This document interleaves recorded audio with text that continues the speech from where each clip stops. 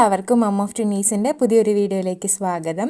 അപ്പോൾ ഇന്നത്തെ വീഡിയോ വൃത്തിയുള്ള വീടിനുണ്ടായിരിക്കേണ്ട കുറച്ച് ശീലങ്ങളെ പറ്റിയിട്ടാണ്. ഞാൻ ഫോളോ ചെയ്യാറുള്ള ക്ലീനിങ് റൂട്ടീനാണ്. അപ്പോൾ ഇത് പലതും നിങ്ങൾ ഫോളോ ചെയ്യുന്നതാണ്, നിങ്ങൾക്ക് അറിയുന്നതാണ്, എന്നാലും അറിയാത്തവർക്ക് വേണ്ടിയിട്ടാണ് കേട്ടോ ഞാൻ പറയുന്നത്. അപ്പോൾ ആദ്യം തന്നെ രാവിലെ ഫസ്റ്റായിട്ട് ചെയ്യുന്ന ഒരു പരിപാടി എന്ന് പറഞ്ഞാൽ അലക്കിയ തുണികൾ വിരിച്ചിടുന്നതും അലക്കാനുള്ളത് അലക്കാനിടുന്നതാണ്. ഇവിടെ ഡെയിലി 2 ലോഡാണ് അലക്കാറ്. വലിയ ആൾക്കാരുടെ ഒരു ട്രിപ്പ് അലക്കും, പിന്നെ ബേബീസിൻ്റെ രണ്ടാളുടെയും സെപ്പറേറ്റ് ആണ് അലക്കുക. അപ്പോൾ അങ്ങനെ 2 പ്രാവശ്യമായിട്ടാണ് അലക്കുക. അപ്പോൾ ഞങ്ങളുടെ ഡ്രസ്സ് അലക്കി കഴിഞ്ഞിട്ടുണ്ട്, അത് വിരിച്ചിടാൻ പോവുകയാണ്. ബേബീസിൻ്റെ ഡ്രസ്സ് അലക്കാനായിട്ട് മെഷീനിലിട്ടിട്ടുണ്ട്. അപ്പോൾ ഈ ഒരു കാര്യം രാവിലെ ഫസ്റ്റ് പ്രയോറിറ്റി കൊടുത്ത് ചെയ്യുക. ഞാനിത് ടെറസിൻ്റെ മുകളിലാണ് ഇടാറ്. ഇപ്പോൾ കുറച്ച് ദിവസമായിട്ട് മഴേനെ വിശ്വസിക്കാൻ പറ്റില്ല, എപ്പോൾ വേണമെങ്കിലും മഴ പെയ്യാം. അതുകൊണ്ട് തന്നെ ഞാനിന്ന് താഴെയാണ് കേട്ടോ തുണിയൊക്കെ വിരിച്ചിടുന്നത്. അടുത്ത പരിപാടി എന്ന് പറഞ്ഞാൽ ഫസ്റ്റ് ക്ലീനിങ് സ്റ്റാർട്ട് ചെയ്യുന്നത് കിച്ചണിൽ നിന്നാണ്. ഇപ്പോൾ കിച്ചണിൻ്റെ ഒരു അവസ്ഥയാണ് ഞാൻ ആദ്യം നിങ്ങൾക്ക് കാണിച്ചു തരുന്നത്. അപ്പോൾ രാവിലത്തെ തിരക്കിട്ട കുക്കിങ്ങും കാര്യങ്ങളൊക്കെ കഴിഞ്ഞിട്ട് പോകുമ്പോൾ ചിലപ്പോൾ അമ്മയ്ക്ക് അടുക്കള ക്ലീനാക്കി ഒതുക്കാനൊന്നും പറ്റിയെന്ന് വരില്ല. അപ്പോൾ ഞാൻ അടുക്കളയിൽ നിന്നാണ് ക്ലീനിങ് ആദ്യമായിട്ട് തുടങ്ങുന്നത്. അപ്പോൾ എല്ലാ പാത്രങ്ങളും കഴുകാനായിട്ട് എടുത്തിടും. നമ്മൾ ഫുഡ് കുക്ക് ചെയ്ത പാത്രങ്ങളുണ്ടല്ലോ, അതൊക്കെ പകർത്തി വെച്ചിട്ട് അതടക്കം എല്ലാം കൂടി കഴുകും. സത്യം പറഞ്ഞാൽ ഈ ഒരു സമയത്ത് മാത്രമേ ഇത്ര അധികം പാത്രങ്ങൾ കഴുകാനായിട്ട് ഉണ്ടാവാറുള്ളൂ. ഇത് കഴിഞ്ഞ് കഴിഞ്ഞാൽ പിന്നെ നമ്മൾ എടുക്കുന്ന പാത്രങ്ങൾ അപ്പം തന്നെ കഴുകി വെക്കുന്നതുകൊണ്ട് തന്നെ അധികം പാത്രങ്ങൾ വരില്ല കേട്ടോ. പിന്നെ ഈ പാത്രം കഴുകിക്കഴിഞ്ഞാൽ നമ്മുടെ സ്ട്രെസ്സ് കുറയുമെന്ന് പറഞ്ഞത് ശരിക്കും സയൻറ്റിഫിക്കലി പ്രൂവ്ഡ് ആണ് കേട്ടോ. എനിക്ക് കുറച്ച് ദിവസം മുമ്പ് മൈൻഡ് വല്ലാതെ എന്തൊക്കെയോ പോലെ ഒരുപാട് ചിന്തകൾ ഇങ്ങനെ വന്നു കഴിഞ്ഞപ്പോൾ കുറച്ച് പാത്രങ്ങളുണ്ടായിരുന്നു കഴുകാൻ. അത് കഴുകി വെച്ചപ്പോൾ ശരിക്കും ഞാൻ കുറച്ച് നേരത്തേക്ക് ശരിക്കും ആ കാര്യങ്ങളൊക്കെ മറന്നുപോയിട്ടോ. തമാശയല്ല, ഞാൻ കാര്യമായിട്ടാണ് പറഞ്ഞത്. നിങ്ങളങ്ങനെ ട്രൈ ചെയ്ത് നോക്കുക. പക്ഷേ നമ്മൾ ആ പാത്രം കഴുകുമ്പം മൈൻഡ്ഫുള്ളി ആയിരിക്കണം കഴുകേണ്ടത് കേട്ടോ. അത് കഴിഞ്ഞ് പാത്രങ്ങളൊക്കെ കഴുകി കഴിയുമ്പം അടുത്തതായിട്ട് ചെയ്യുന്ന പരിപാടിയാണ് ഗ്യാസ് സ്റ്റവ് ക്ലീൻ ചെയ്യൽ. അപ്പോൾ ഗ്യാസ് സ്റ്റവ് ക്ലീൻ ചെയ്യുമ്പം ഞാൻ പാത്രം കഴുകുന്ന ലിക്വിഡ് ഉണ്ടല്ലോ, അതെടുത്തിട്ട് ഒരു സ്പോഞ്ച് സ്ക്രബ്ബർ വെച്ചിട്ടാണ് ക്ലീൻ ചെയ്യുക.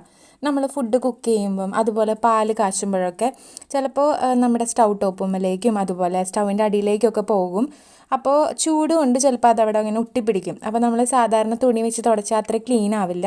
അപ്പോൾ ഇതുപോലെ ചെറുതായിട്ടൊന്ന് ഉരച്ച് തേക്കുകയാണെങ്കിൽ നമ്മൾ നല്ല നീറ്റായിട്ട് കിട്ടും. പിന്നെ ആ ഒരു ലിക്വിഡിലേക്ക് നമ്മൾ കുറച്ച് സോഡാപ്പൊടിയും കൂടിയും ചേർത്താൽ ഒന്നും കൂടിയും ഷൈനിങ് കിട്ടും.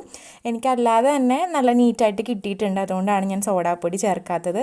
അപ്പോൾ അങ്ങനത്തെ ആ ഗ്യാസ് സ്റ്റൗ നല്ല നീറ്റായിട്ട് തുടച്ചെടുത്തിട്ടുണ്ട്. ഇനി അത് കഴിഞ്ഞ് കഴിയുമ്പം തൊട്ടടുത്തുള്ള ആ ഒരു ഭാഗം കൂടി ഉപ്പും ഓയിലൊക്കെ വെച്ചിട്ടുള്ള ആ ഭാഗം അതൊക്കെ ഒന്ന് മാറ്റിയിട്ട് തുടയ്ക്കും. ആ ഒരു ചുമരുണ്ടല്ലോ, നമ്മൾ കുക്ക് ചെയ്യുമ്പം അവിടത്തേക്കൊക്കെ തെറിക്കാൻ സാധ്യതയുണ്ട്. അപ്പോൾ അവിടെയൊക്കെ ഒന്ന് നനഞ്ഞ തുണി വെച്ചിട്ടൊന്ന് തുടച്ചെടുക്കാറുണ്ട്. പിന്നെ അതാ ഈ ഒരു ഭാഗം അവിടെയും നല്ലപോലെ ഒന്ന് തുടച്ചെടുത്ത് കഴിഞ്ഞിട്ട് പിന്നെ ഏറ്റവും അവസാനമായിട്ടാണ് സിങ്ക് ക്ലീൻ ചെയ്യാറുള്ളത് കേട്ടോ. അപ്പോൾ സബീന എന്ന് പറഞ്ഞിട്ടൊരു വൈറ്റ് കളറിലൊരു പൗഡർ ഉണ്ടല്ലോ, അതിട്ടിട്ടാണ് ഞാൻ സിങ്ക് ക്ലീൻ ചെയ്യാറ്. പക്ഷേ നമ്മൾ ഇടയ്ക്കിടയ്ക്ക് സിങ്ക് പാത്രങ്ങൾ കഴുകി കഴിയുമ്പം ക്ലീൻ ചെയ്യുന്നത് കൊണ്ട് തന്നെ അത്ര ഡീപ്പ് ക്ലീനിങ്ങിൻ്റെ ആവശ്യമില്ല. അപ്പോൾ ഇതും ഞാൻ ആ ഒരു പാത്രം കഴുകുന്ന ലിക്വിഡ് ഒഴിച്ചിട്ട് തന്നെയാണ് സിങ്കും ക്ലീൻ ചെയ്യുന്നത്. അപ്പോൾ പഴയ ഒരു സ്ക്രബ്ബർ എടുത്ത് വെച്ചിട്ടുണ്ട് സിങ്ക് കഴുകാൻ വേണ്ടി മാത്രം.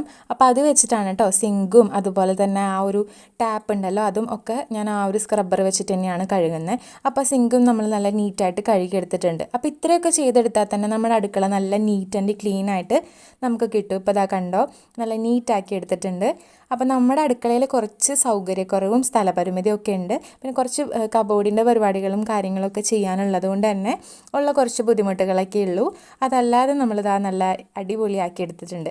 അപ്പോൾ നമ്മുടെ വീട് അല്ലെങ്കിൽ അടുക്കള ചെറുതാണോ വലുതാണോ എന്നൊന്നുമില്ല, എല്ലാം കൃത്യമായിട്ട് വൃത്തിയാക്കി ഇടാന്നുള്ളതിലാണ് കാര്യം. അപ്പോൾ അടുക്കള ക്ലീനിങ് കഴിഞ്ഞാൽ പിന്നെ ഞാൻ അടുത്തൊരു മുറിയിലേക്ക് വരും. മുറിയിൽ നമ്മൾ ഏറ്റവും ഫസ്റ്റായിട്ട് ചെയ്യേണ്ടത് ബെഡ്ഷീറ്റ് ഒക്കെ വിരിച്ചിടുക എന്നുള്ളതാണ്. പിന്നെ നമ്മൾ പ്രോപ്പറായിട്ട് കഴുകേണ്ട സമയമാകുമ്പോൾ ബെഡ്ഷീറ്റ് കഴുകിയെടുക്കുക, അതൊക്കെ നമുക്ക് ചെയ്യാവുന്ന അല്ലെങ്കിൽ നമ്മൾ ശ്രദ്ധിക്കേണ്ട ഒരു നല്ല ശീലത്തിലുള്ള ഒന്നാണ് കേട്ടോ. പിന്നെ കുട്ടികളുള്ള വീട്ടിലൊന്നും അങ്ങനെ ബെഡ് വിരിച്ചിട്ടാൽ ചിലപ്പോൾ കിടക്കണം എന്നില്ല. ഇതിപ്പോൾ ബേബീസ് രണ്ടാളധികം കയറാത്ത റൂമായതുകൊണ്ട് അങ്ങനെ കിടന്നോളൂ കേട്ടോ. പിന്നെ അടുത്തൊരു ഹാബിറ്റാണ് ഡെയിലി ഒരു 10 മിനിറ്റ് നമ്മൾ ചെയ്ത് കഴിഞ്ഞാൽ നീറ്റായിട്ട് കിടക്കുന്നതാണ്. സ്ഥലം തെറ്റി കിടക്കുന്ന സാധനങ്ങളൊക്കെ ഉണ്ടല്ലോ, സ്ഥാനം മാറി കിടക്കുന്നത്, അതൊക്കെ എടുത്ത് കറക്റ്റായിട്ട് അതിൻ്റേതായിട്ടുള്ള പ്ലേസിൽ കൊണ്ട് വയ്ക്കുക. അത് കഴിഞ്ഞിട്ട് പിന്നെ നമ്മൾ അടിച്ചു വാരുക. അടിച്ചു വാരുമ്പോൾ നമുക്ക് ചെയ്യാൻ പറ്റുന്ന ഒരു കാര്യമാണ് ഫാനിലുള്ള പൊടികൾ, അതുപോലെ ചുമരിൽ ജനലയുടെ അവിടെ ഭാഗത്തൊക്കെ ഉള്ള മാറാലകൾ, പൊടികളൊക്കെ നമ്മൾ അടിച്ചു വാരുന്ന ആ ഒരു ചൂലുകൊണ്ട് തന്നെ തട്ടിയെടുക്കുകയാണെന്നുണ്ടെങ്കിൽ നമുക്ക് എപ്പോഴും നമ്മുടെ വീട് അധികം ഡീപ്പ് ക്ലീനിങ് നമുക്ക് ചെയ്യാൻ പറ്റാത്ത സമയമാണെങ്കിൽ പോലും, അല്ലെങ്കിൽ പറ്റിയില്ലെങ്കിൽ പോലും നമ്മുടെ വീട് നീറ്റായിട്ട് കിടക്കാനായിട്ട് ഇത് ഹെൽപ്പ് ചെയ്യും കേട്ടോ. എന്നും അടിച്ചു വരുമ്പോൾ ഞാൻ ചെയ്യാറുള്ള ഒരു കാര്യമാണിത്. പിന്നെ ബേബീസ് ഉറങ്ങുമ്പോഴാണ് ഞാൻ ഈ കാര്യങ്ങളെല്ലാം ചെയ്യാറ്. മാക്സിമം 1 മണിക്കൂറിനുള്ളിൽ ഈ പറഞ്ഞ കാര്യങ്ങളെല്ലാം എനിക്ക് ചെയ്തു തീർക്കാൻ പറ്റി കേട്ടോ. പിന്നെ ഈ 2 ബേബീസിനെ വെച്ചിട്ട് എനിക്ക് ഈ പറഞ്ഞ കാര്യങ്ങളെല്ലാം ചെയ്യാൻ കഴിയുന്നുണ്ടെങ്കിൽ ഉറപ്പായിട്ടും നിങ്ങൾക്കും പറ്റും കേട്ടോ. പിന്നെ നമ്മൾ അതനുസരിച്ചിട്ടൊന്ന് കാര്യങ്ങൾ പ്ലാൻ ചെയ്യണമെന്ന് മാത്രം. പിന്നെ ചില ദിവസങ്ങളിലൊന്നും ഇത് നടക്കാറില്ല, കാരണം അവർ ഉറക്കം ശരിയല്ല. വാശിയുള്ള ദിവസങ്ങളിലാണെങ്കിൽ ഈ പറഞ്ഞ കാര്യങ്ങളൊന്നും നടക്കുന്നില്ല. ജസ്റ്റ് അടിച്ചു വാരലും തുടയ്ക്കലും മാത്രമേ ചെയ്യാറുള്ളൂ. പിന്നെ ഇതാ വാഷ് ബേസിനൊന്ന് ക്ലീൻ ചെയ്തിടും. ഇത് ഞാൻ എപ്പോൾ കൈ കഴുകാൻ വരുമ്പോഴും ക്ലീൻ അല്ലാന്ന് തോന്നുകയാണെങ്കിൽ ഹാൻഡ് വാഷ് എടുത്തിട്ട് ബ്രഷ് തൊട്ടടുത്ത് വെച്ചിട്ടുണ്ട്, അപ്പോൾ ഒന്ന് ക്ലീൻ ചെയ്തിടാറുണ്ട്. അപ്പോൾ അതുകൊണ്ട് ഇവിടെയും അധികം ഡീപ്പ് ക്ലീനിങ്ങിൻ്റെ ആവശ്യമില്ല. പിന്നെ ഇതിനോട് ചേർന്നിട്ടുള്ള മിറർ ഉണ്ടല്ലോ, എപ്പോഴും ഇത് അഴുക്കുന്നല്ല, നമ്മൾ കൈ കഴുകുമ്പോഴും ടാപ്പ് തുറക്കുമ്പോഴൊക്കെ വെള്ളം തെറിച്ചിട്ട് അഴുക്കാവും. അപ്പോൾ അതുകൊണ്ട് തന്നെ ഇതും ഞാൻ ഡെയിലി ഒന്ന് ക്ലീൻ ചെയ്യാൻ ശ്രമിക്കാറുണ്ട്. ആദ്യം ഒരു വെറ്റ് വൈപ്സ് വെച്ചിട്ട് തുടച്ചിട്ട് പിന്നെ ഒരു ഉണങ്ങിയ കോട്ടൺ ക്ലോത്ത് വെച്ചിട്ട് ഒന്ന് തുടച്ചെടുക്കും. അപ്പോൾ നല്ല നീറ്റ് ആൻഡ് ക്ലീൻ ആയിട്ട് നമുക്ക് മിറേഴ്സൊക്കെ കിട്ടും കേട്ടോ. പിന്നെ ഞാൻ അടിച്ചുവാരലൊക്കെ കഴിഞ്ഞിട്ടാണ് ടേബിളും ടീപ്പോയും ഒക്കെ തുടയ്ക്കാറ്. എല്ലാം കഴിഞ്ഞ് അടിച്ചുവാരലും കാര്യങ്ങളൊക്കെ തീർത്ത് കഴിഞ്ഞാൽ പിന്നെ തുടയ്ക്കലാണ്. ഈ പറഞ്ഞ കാര്യങ്ങൾ, ഇതുവരെ ഞാൻ ചെയ്ത കാര്യങ്ങൾ ഡെയിലി ഇപ്പം എനിക്ക് ഫോളോ ചെയ്യാൻ പറ്റുന്ന കാര്യങ്ങളാണ്. പിന്നെ പണ്ടത്തെ പോലെ ഇപ്പം എനിക്ക് ഡീപ്പ് ക്ലീനിങ്ങിന് അങ്ങനെ ഒരുപാട് സമയമെടുത്ത് നിൽക്കാനൊന്നും പറ്റുന്നില്ല. പക്ഷേ എന്നാൽ നമുക്ക് ക്ലീനിങ് നടക്കുകയും വേണം. അപ്പം ഞാൻ കണ്ടെത്തിയിട്ടുള്ളൊരു ഐഡിയ എന്ന് പറഞ്ഞാൽ, എന്തൊക്കെ കാര്യങ്ങളാണ് ക്ലീൻ ചെയ്യാനുള്ളതെന്ന് പറഞ്ഞൊരു ലിസ്റ്റ് ഉണ്ടാക്കും. എന്നിട്ട് ഓരോന്ന് ഓരോ ദിവസമായിട്ട് ചെയ്യും. ഇന്നിപ്പോൾ എനിക്ക് ഞാൻ പ്ലാൻ ചെയ്തിട്ടുള്ളത് സോഫയും ദിവാങ്കോട്ടും ക്ലീൻ ചെയ്യണം, പിന്നെ അലമാരിയുടെ എല്ലാം മിറേഴ്സ് ക്ലീൻ ചെയ്യണം. ഇത്രയും കാര്യങ്ങളാണ് ഞാൻ എഴുതി വെച്ചത്. അത് രണ്ടും എനിക്ക് ചെയ്ത് തീർക്കാനും പറ്റിയിട്ടോ. അപ്പോൾ സോഫയുടെ അടിയിലും സൈഡിലുള്ള മാറാലൊക്കെ ആദ്യം തട്ടിയെടുത്തിട്ട് ഒരു തുണി വെച്ചിട്ട് പൊടിയൊക്കെ തുടച്ചെടുത്തു. അത് കഴിഞ്ഞിട്ട് പിന്നെ സോഫയിൽ പെട്ടെന്ന് പൊടിയാവാതിരിക്കാൻ വേണ്ടി സോഫ കവർ ഇട്ട് വയ്ക്കുകയാണ് കേട്ടോ. വേറെ ഒന്നുമല്ല, ബേബീസ് രണ്ടാളും ഇപ്പോൾ കളിക്കലാണെങ്കിലും ഭക്ഷണം കഴിക്കലാണെങ്കിലും കൂടുതലും സോഫയുമാണ്. അപ്പോൾ സോഫ പെട്ടെന്ന് ചീത്തയാവും. അപ്പോൾ അതുകൊണ്ടാണ്. അപ്പോൾ ഈ 2 ചെയേഴ്സ് അവരിരിക്കുന്നതാണ് കേട്ടോ, നല്ല സോഫ്റ്റ് ചെയറാണ്. അപ്പോൾ അത് ഞാൻ ആ ഒരു സോഫയും എടുത്ത് വെച്ചേക്കാണ്. ഇരിക്കാൻ വേണ്ടി മാത്രമേ നിലത്തെടുത്ത് ഇടുള്ളൂ, അല്ലെങ്കിൽ അതും പെട്ടെന്ന് അഴുക്കാവും. പിന്നെ അതാ ഈ ഒരു ലോങ് സോഫയും കൂടി ക്ലീൻ ചെയ്തിട്ട് അതുമ്മൽ ഞാനൊരു ബെഡ്ഷീറ്റ് വിരിച്ചിടുകയാണ്. കാരണം ഇതുമ്മലാണ് കൂടുതൽ ഇരിക്കലും കളിക്കലും ഭക്ഷണം കഴിക്കലൊക്കെ. അപ്പോൾ ഒരു ബെഡ്ഷീറ്റ് വിരിച്ചിട്ട് കഴിഞ്ഞാൽ നമ്മൾ അഴുക്കായാലും ഈ ബെഡ്ഷീറ്റ് എടുത്ത് കഴുകിയാൽ മതിയല്ലോ. അങ്ങനെ ഒരു ദിവസത്തെ എൻ്റെ ക്ലീനിങ് പരിപാടികളൊക്കെ ഏകദേശം തീർന്നിട്ടുണ്ട്. അപ്പോൾ ഇതൊക്കെയാണ് കേട്ടോ ഞാൻ ഫോളോ ചെയ്യാറുള്ള ക്ലീനിങ് റൂട്ടീൻ എന്ന് പറയുന്നത്. അപ്പോൾ ഒരു പക്ഷേ എൻ്റെ സാഹചര്യം ആയിരിക്കില്ല പലർക്കും, ഞാൻ ഈ ചെയ്യുന്ന പോലെ ചെയ്യാൻ പറ്റണം എന്നില്ല കുഞ്ഞുങ്ങളുള്ള അമ്മമാർക്ക്.